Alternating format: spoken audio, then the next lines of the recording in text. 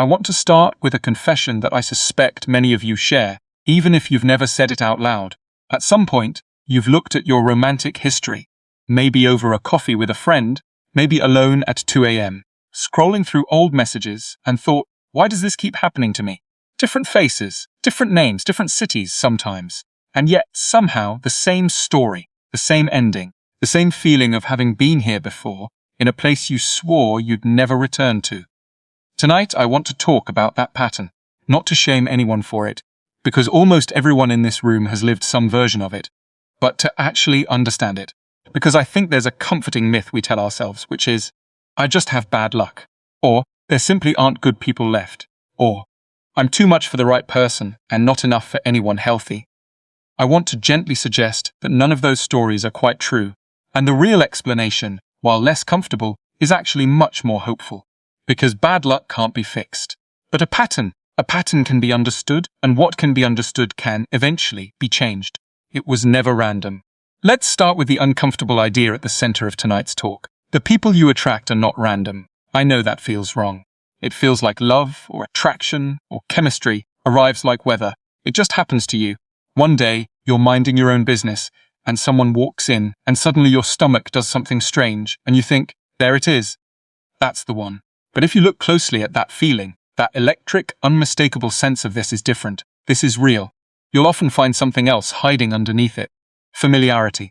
Not familiarity in the sense of, I've met someone like this before.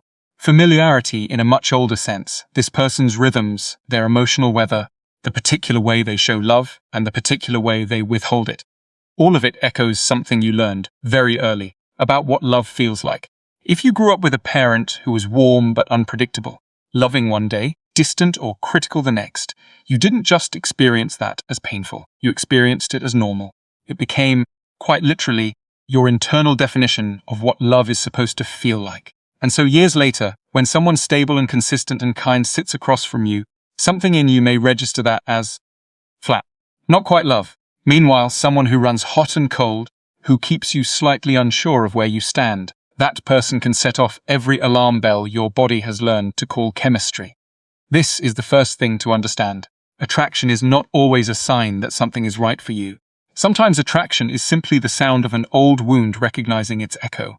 The story we tell about ourselves here is the second piece, and it's a little more personal. Most of us are walking around with a quiet, mostly unconscious story about our own worth.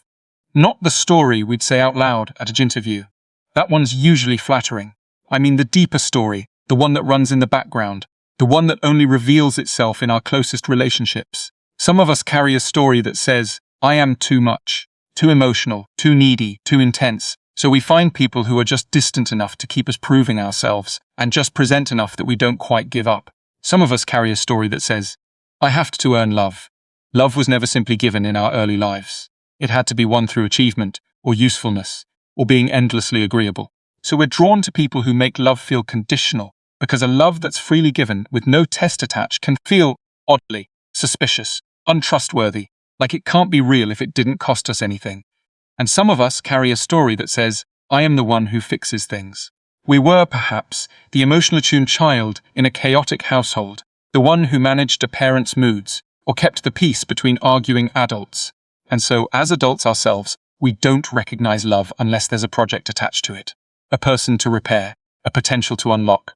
Calm, uncomplicated people can feel almost boring to us, because there's nothing to do. None of these stories are told to us directly. Nobody sits a child down and says, here is the lesson, love is conditional.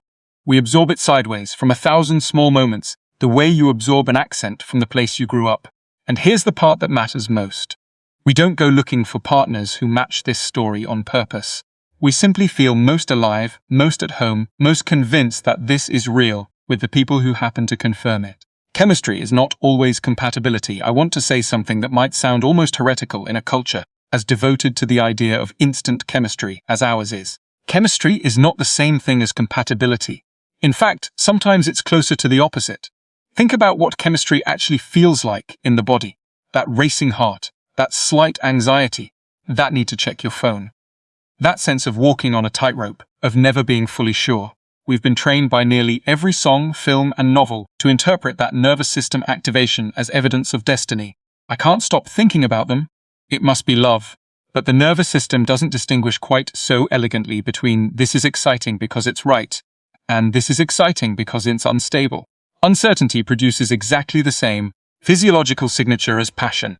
A partner who is inconsistent, who is sometimes warm and sometimes cold, who keeps you guessing, will almost mechanically produce more longing and more obsessive thinking than a partner who is simply steadily kind.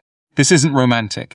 It's closer to a slot machine. The unpredictability is precisely what keeps you pulling the lever.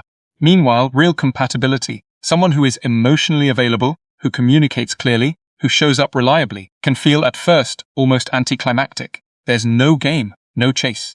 And if some part of you has been trained to associate love with a chase, that ease can be mistaken for a lack of spark, when actually what's missing is simply the anxiety you'd grown used to calling love.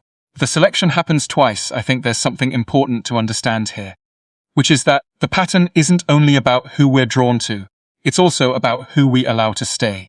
Even when, occasionally, a genuinely kind, emotionally healthy person does show interest in us, the story doesn't end there, because we also unconsciously test people.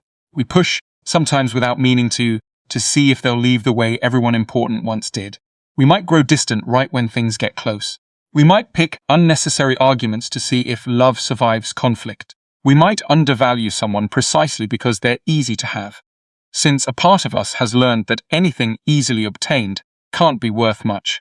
And painfully healthy people, the ones who have good boundaries, who know their own worth, will often not tolerate that kind of testing indefinitely.